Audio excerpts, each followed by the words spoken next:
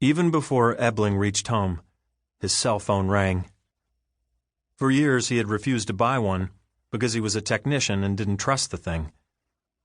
Why did nobody wonder about whether it was a good idea to clutch a powerful source of radiation to your head?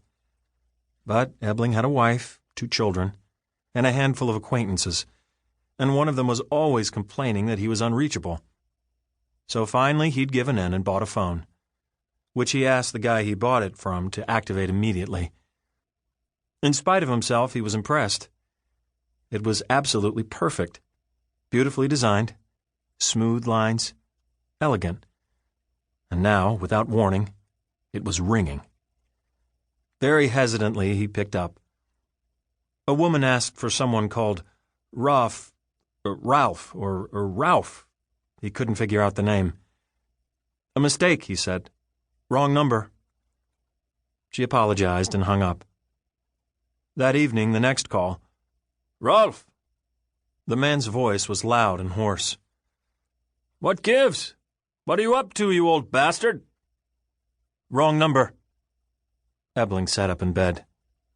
It was already past 10 o'clock, and his wife was looking at him reproachfully. The man apologized, and Ebling switched off the phone. Next morning, there were 3 messages. He listened to them in the subway on the way to work. A giggling woman asked him to call her back. A man yelled that he should come over right away. They weren't going to wait for him much longer. You could hear music and the clink of glasses in the background. And then the same woman again. "Ralph, come on, where are you?" Ebling sighed and called customer service. "Strange," said the representative, sounding bored. "Simply couldn't happen. Nobody was given a number already assigned to somebody else. There were all sorts of security measures to prevent it." "But that's what happened." "No," said the woman. "Absolutely impossible."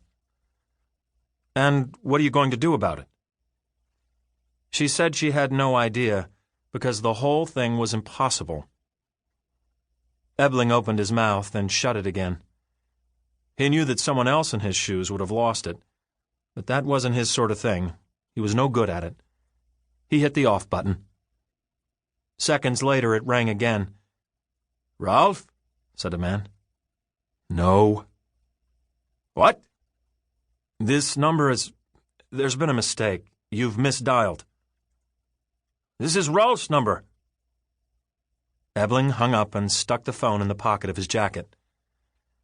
The subway was jammed again, so he was having to stand today as well. On one side, a man with a big mustache was glaring at him as if he were his sworn enemy. There were a lot of things about his life that Ebling didn't like. It bothered him that his wife's mind was always somewhere else, that she read such stupid books, and that she was such a lousy cook.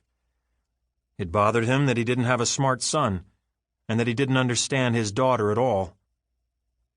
It bothered him that he could always hear his neighbors snoring through the party walls, which were way too thin.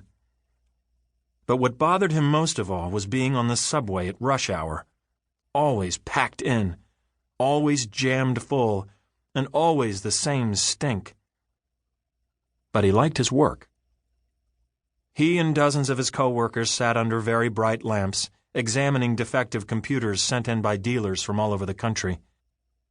He knew how fragile the brains of the little disks were, how complex and mysterious. No one fully understood how they functioned. No one could say for sure why they suddenly broke down or went haywire. For a long time now, nobody had attempted to establish the root causes. They simply substituted one component or another until the whole thing started working again.